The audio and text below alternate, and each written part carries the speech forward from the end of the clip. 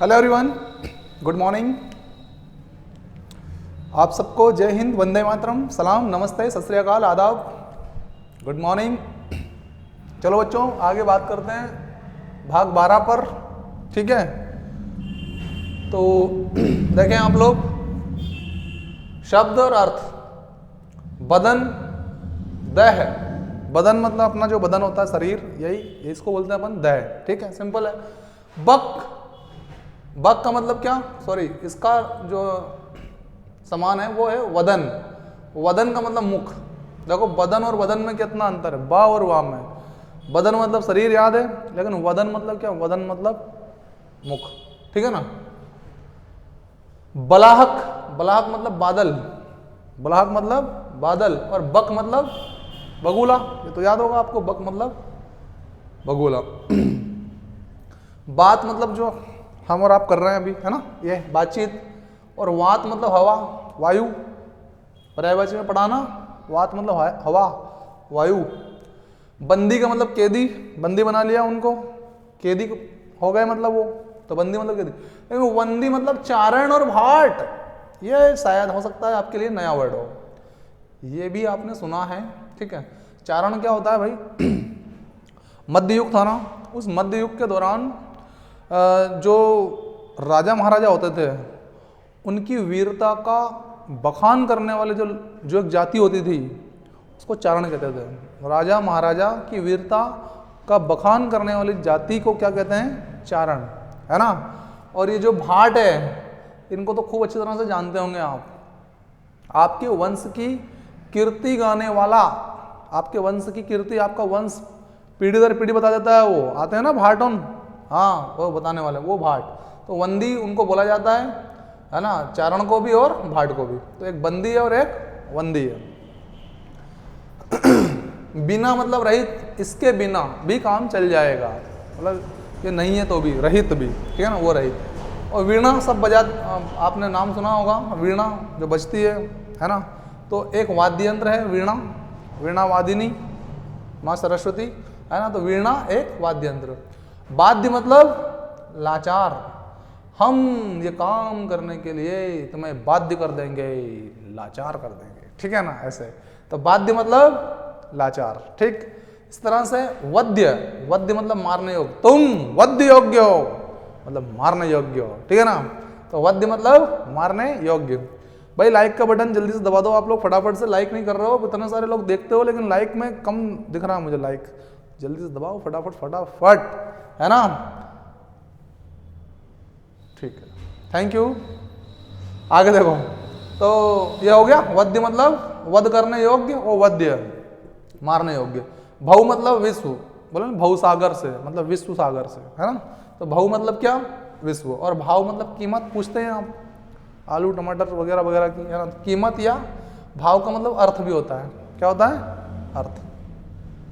और भंगी, भंगी मतलब मेहतर, है ना, मेहतर समाज, उनको ही क्या कहते हैं, भंगी या मेहतर। और भंग मतलब लहर या टेढ़ापन।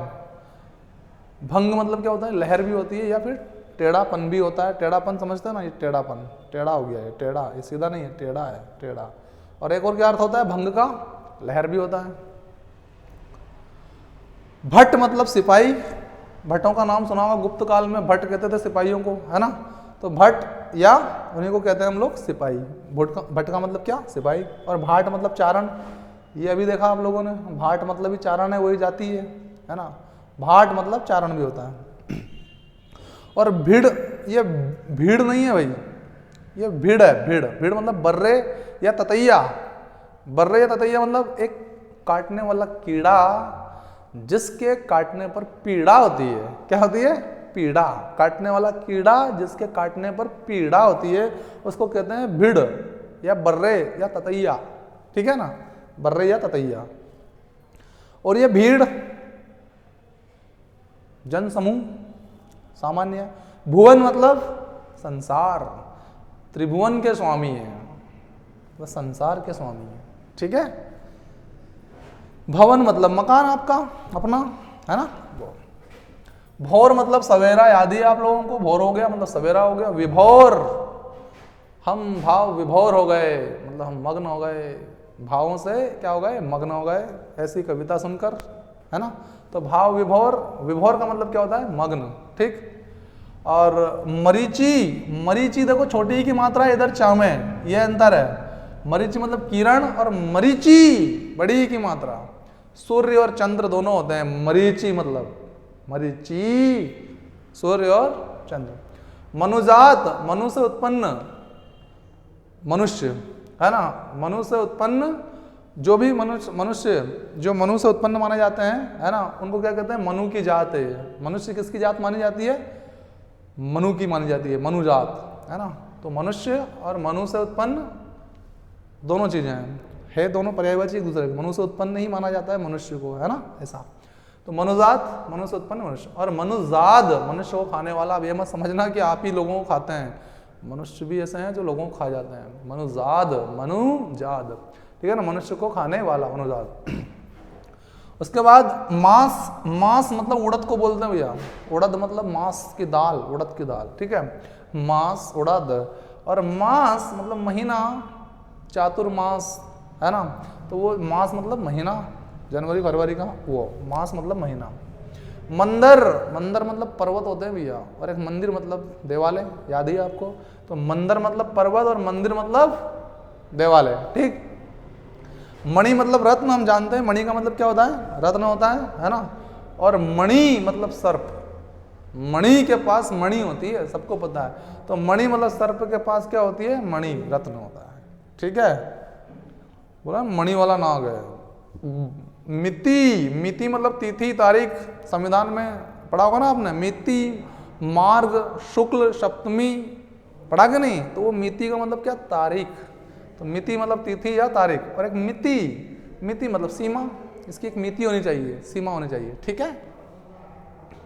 मुकुर मतलब दर्पण, भाई मुकुर का मतलब क्या होता है, दर्पण, शीशा, कांच, मिरर। तो मुकुर मतलब दर्पण, और मुकुट मतलब ताज, मुकुट मतलब ताज। मेघ मतलब बादल, सबको याद है। मेध मतलब यज्ञ, अश्वमेध यज्ञ, नाम तो सुना ही होगा। तो मेध मतलब यज्ञ होता है, ठीक। मोर मतलब मयूर, सबको याद है, मयूर। और मोर मतलब एक आभूषण भी होता है, मोर एक आभूषण, है ना। जग सिर मोर बने हम, है ना। तो मोर मतलब एक आभूषण, जग का एक आभूषण बन जाए, ठीक है ना। मौली मतलब चोटी, मौली का मतलब क्या होता है, चोटी जो रहती है वो। तो मौली मतलब चोटी, और मौली देखो बड़ी की मात्रा और छोटी की मात्रा, है ना। ये मौली मतलब चोटी, और ये मौली बड़ी, जिसके सिर पर मुकुट हो, कितना चंद्रमौली, जिसके सिर पर क्या हो, मुकुट हो, चंद्रमौली, शिव, याद है ना। तो मौली जिसके सिर पर मुकुट हो। यवन, यवन का मतलब मुसलमान, ठीक है। अर्थात कहने का मतलब यवन आए थे कि नहीं आए थे भारत में, तो यवन का मतलब क्या समझेंगे आप, मुसलमान, यवन मतलब मुसलमान। और यवनी का मतलब नाटक का पर्दा जो गिरता है ना बार बार ऊपर नीचे ऐसे, तो यवनी का मतलब नाटक का पर्दा। और यक्ष मतलब एक देव योनि, जो कई बार परीक्षा लेती है लोगों की, आपने देखा होगा धारावाहिकों में। तो धारावाहिक में यक्ष बन के आते हैं भगवान, जैसे युधिष्ठिर की परीक्षा ली थी, आपको मालूम हो तो, यक्ष ने, है ना वो। तो यक्ष मतलब एक देव योनि, ठीक। और यक्षु मतलब यज्ञ करने वाला जो होता है, उसको बोलते हैं यक्षु। तो यक्षु मतलब यज्ञ करने वाला, ठीक है बेटा। तो चलो भाग 12 भी हमारा क्या हुआ, कंप्लीट हुआ। मिलते हैं नेक्स्ट एपिसोड में। बाय, सी यू, शब्बा खैर, गुड डे, थैंक यू।